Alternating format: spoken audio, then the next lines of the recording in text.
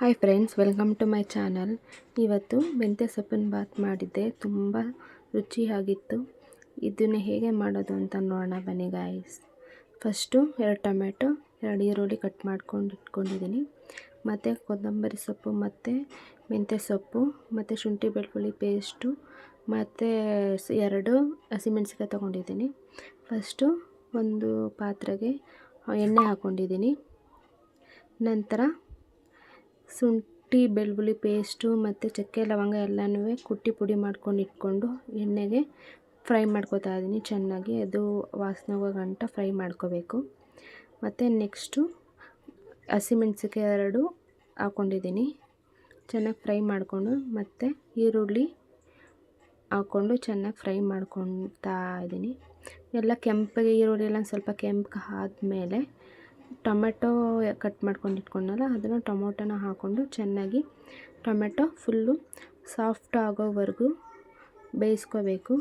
Tomato ಎಲ್ಲ soft ಆದಮೇಲೆ ಕೊತ್ತಂಬರಿ ಮತ್ತು ಮೆಂತ್ಯ ಸೊಪ್ಪನ್ನು ಕಟ್ ಮಾಡಿಟ್ಕೊಂಡಿದ್ದೀವಲ್ಲ, ಅದನ್ನು ಹಾಕ್ಕೊಂಡು ಚೆನ್ನಾಗಿ ಸೊಪ್ಪೆಲ್ಲ ಚೆನ್ನಾಗಿ ಸಾಫ್ಟ್ ಆಗೋವರೆಗೂ ಒಂದು 5 ನಿಮಿಷ ಬಿಡಬೇಕು. ಸೊಪ್ಪು ಮತ್ತು ಟೊಮೊಟೊ ಎಲ್ಲನೂ ಸಾಫ್ಟ್ ಆದಮೇಲೆ ಇಲ್ಲಿ ನಾನು ಬಾತನ್ನು ಪುಡಿ ತೊಗೊಂಡಿದ್ದೀನಿ. ಆ ಬಾತಿನ ಪುಡಿನ ಹಾಕ್ಕೊಂಡಿದ್ದೀನಿ. 2 ಹಸಿ ವಾಸನೆ ಎಲ್ಲ ಹೋದ್ಮೇಲೆ ತರಕಾರಿನ ನಾನು ಮೊದಲೇ ಬೇಯಿಸಿಟ್ಕೊಂಡಿದ್ದೆ. ಆ ತರಕಾರಿನ ನಾನು ಇಲ್ಲ ಹಾಕ್ಕೊಂಡಿದ್ದೀನಿ. ತರಕಾರಿ ಎಲ್ಲ ಹಾಕ್ಕೊಂಡಾದ್ಮೇಲೆ ಒಂದು 5 ನಿಮಿಷ ಬಿಡಬೇಕು.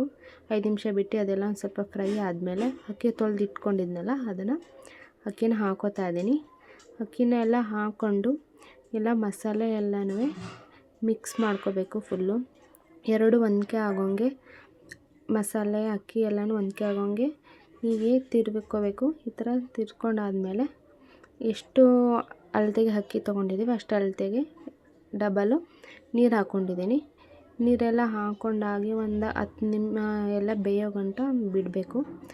ಮತ್ತು ಬಾತು ರೆಡಿಯಾಗಿದೆ. ಸೂಪರಾಗಿದೆ ಗೈಸ್. ಮೆಂತ್ಯ ಸೊಪ್ಪಿನ ಬಾತ್ ಅಂತೂ ತುಂಬ ಟೇಸ್ಟಿಯಾಗಿ ಬಂದಿತ್ತು. ನೀವು ಟ್ರೈ ಮಾಡಿ ಗೈಸ್, ಸೂಪರಾಗಿದೆ. ಪ್ಲೀಸ್ ನನ್ನ ಚಾನಲ್ನ ಸಬ್ಸ್ಕ್ರೈಬ್ ಮಾಡ್ಕೊಳ್ಳಿ. Thank you for watching.